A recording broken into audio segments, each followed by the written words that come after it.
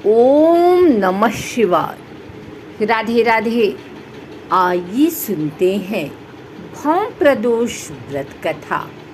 इस कथा के सुनने से भगवान शिव और हनुमान जी की मिलेगी विशेष कृपा। आइए सुनते हैं भौम प्रदोष व्रत कथा। हर माह के शुक्ल और कृष्ण पक्ष की त्रयोदशी तिथि को प्रदोष तिथि का व्रत किया जाता है। प्रदोष व्रत की तिथि जब मंगलवार को आती है तब उसे भौम प्रदोष व्रत के नाम से जाना जाता है। भौम प्रदोष व्रत में कथा सुनना व कहना बहुत पुण्यदायी माना जाता है और इस कथा से पूजा भी पूरी होती है। मान्यता है कि भौम प्रदोष व्रत की कथा सुनने व कहने से भगवान शिव का आशीर्वाद प्राप्त होता है और जीवन के सभी कष्ट दूर होते हैं। आइए सुनते हैं भौम प्रदोष व्रत की कथा। सूत जी बोले, अब मैं मंगल त्रयोदशी प्रदोष व्रत का विधि विधान कहता हूँ। मंगलवार का दिन व्याधियों का नाशक है। इस व्रत में एक समय व्रती को गेहूं और गुड़ का भोजन करना चाहिए। इस व्रत के करने से मनुष्य सभी पापों व रोगों से मुक्त हो जाता है। इसमें किसी प्रकार का संशय नहीं है। अब मैं आपको उस बुढ़िया की कथा सुनाता हूँ जिसने यह व्रत किया वह मोक्ष को प्राप्त हुई। अत्यंत प्राचीन काल की घटना है। एक नगर में एक बुढ़िया रहती थी। उसके मांगलिया नाम का एक पुत्र था। वृद्धा को हनुमान जी पर बड़ी श्रद्धा थी। वह प्रत्येक मंगलवार को हनुमान जी का व्रत रखकर यथाविधि उनका भोग लगाती थी। इसके अलावा मंगलवार को एक न तो घर लीपती थी और न ही मिट्टी खोदती थी। इसी प्रकार से व्रत रखते हुए जब उसे काफ़ी दिन बीत गए तो हनुमान जी ने सोचा कि चलो आज इस वृद्धा की श्रद्धा की परीक्षा करें। वे साधु का वेश बनाकर उसके द्वार पर जा पहुँची और पुकारा, है कोई हनुमान का भक्त जो हमारी इच्छा पूरी करे। वृद्धा ने यह पुकार सुनी तो बाहर आई और महाराज क्या आज्ञा है। साधु वेशधारी हनुमान जी बोले कि मैं बहुत भूखा हूँ, भोजन करूँगा, तू थोड़ी सी जमीन लीप दे। वृद्धा बड़ी दुविधा में पड़ गई। अंत में हाथ जोड़कर प्रार्थना की, हे महाराज, लीपने और मिट्टी खोदने के अतिरिक्त जो काम आप कहें वह मैं करने को तैयार हूँ। साधु ने 3 बार परीक्षा करने के बाद कहा, तू अपने बेटे को बुला, मैं उसे औधा लिटाकर उसकी पीठ पर आग जलाकर भोजन बनाऊंगा। वृद्धा ने सुना तो पैरों तले की धरती खिसक गई, मगर वह वचन हार चुकी थी। उसने मांगलिया को पुकारकर साधु महाराज के हवाले कर दिया, मगर साधु ऐसे ही मानने वाले न थे। उन्होंने वृद्धा के हाथों से ही मंगलिया को औधा लिटाकर उसकी पीठ पर आग लगवाई। आग जलाकर दुखी मन से वृद्धा अपने घर के अंदर जा घुसी। साधु जब भोजन को बुलाकर कहा कि वह मंगलिया को पुकारे ताकि वह भी आकर भोग लगा ले, वृद्धा में आंसू भरकर कहने लगी कि अब उसका नाम लेकर मेरे हृदय को और न दुखाओ। लेकिन साधु महाराज न माने। वृद्धा को भोजन के लिए मंगलिया को पुकारना पड़ा। पुकारने की देर थी कि मंगलिया बाहर से हंसता हुआ घर में दौड़ा आया। मंगलिया को जीता जागता देखकर वृद्धा को सुखद आश्चर्य हुआ। वह साधु महाराज के चरणों में गिर पड़ी। साधु महाराज ने उसे अपने असली रूप में दर्शन दिए।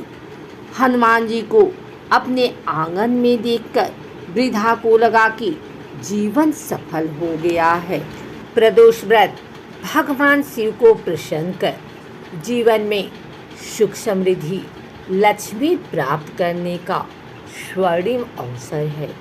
प्रदोष काल में शिव पूजन अत्यंत लाभदायक होता है।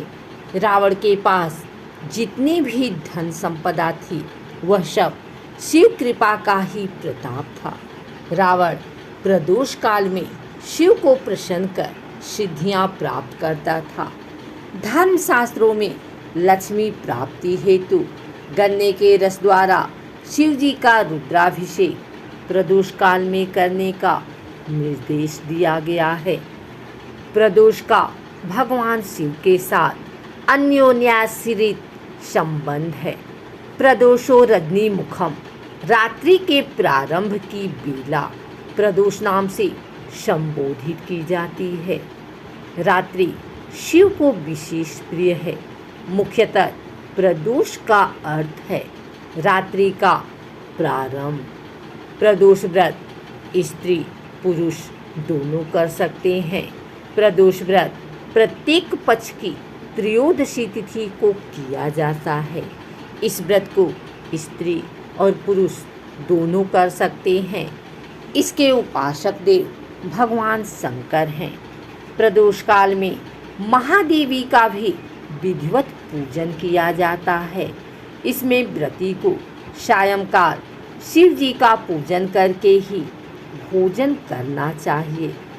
धन संपत्ति प्राप्ति के लिए प्रदोष काल में शिव तांडव स्तोत्र का पाठ विशेष लाभदायक होता है। लंकापति रावण शिव जी का अनंत भक्त था और रावण ने शिव को प्रसन्न कर सोने की लंका और अथाह धन संपदा तथा सिद्धियां प्राप्त की थी। स्थिर लक्ष्मी प्राप्ति एवं कष्टों से निवृत्ति के लिए शिव तांडव स्तोत्र का पाठ अचूक उपाय है। प्रदोष काल में पूजा करके रावणकृत शिव तांडव स्तोत्र जो सुनता या पढ़ता है भाव भक्ति व सर्वत्र विजयी होता है।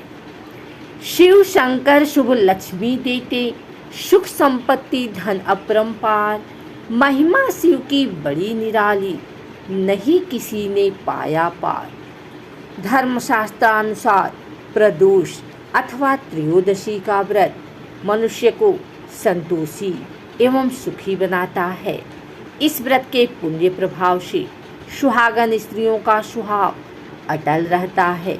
जो स्त्री पुरुष जिस कामना को लेकर इस व्रत को करते हैं उनकी सभी कामनाएं कैलाशपति शंकर पूरी करते हैं। सूत जी के कथनानुसार त्रयोदशी का व्रत करने वाले को 100 गौ दान करने का फल प्राप्त होता है। इस व्रत को जो विधि विधान और तन मन धन से करता है उसके सभी दुख दूर हो जाते हैं। प्रदोष व्रत का विधि विधान: प्रातःकाल स्नान आदि से पवित्र होकर शिव स्मरण करते हुए निराहार रहें।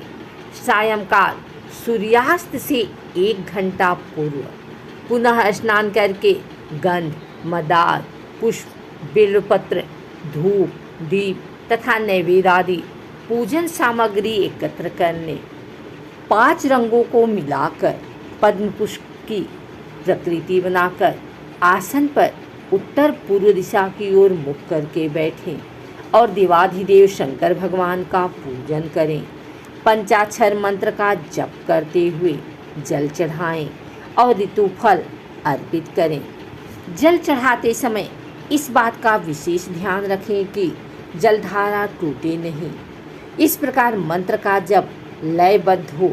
जल चढ़ाते समय यदि आंखें खुली हुई हो तो दृष्टि जलधारा पर टिकी हो और यदि भक्ति भाव में आंखें मुंद गई हों तो ध्यान जप के शब्दों अर्थों के साथ चल रहा हो।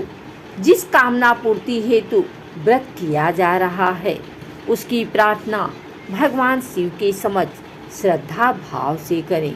शिव के साथ पार्वती जी और नंदी का पूजन भी करना चाहिए। प्रदोष व्रत दोनों पक्षों की त्रयोदशी को करना चाहिए। प्रदोष व्रत अति प्रशस्त तथा सभी के करने योग्य है। स्कंद आदि पुराणों में इस व्रत की बड़ी महिमा बताई गई है। विधि विधान से इस व्रत को करने पर सभी कष्ट दूर होते हैं और इच्छित वस्तु की प्राप्ति होती है। व्रत रखने वाले को 11 त्रयोदशी अथवा वर्ष भर की 26 त्रयोदशी के व्रत करने के उपरांत उद्यापन करना चाहिए।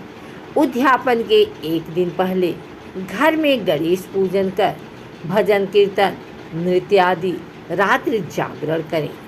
दूसरे दिन सुबह शुद्ध होकर शिव पार्वती की प्रतिमा स्थापित कर उनका षोडशोपचार विधि से पूजन करें।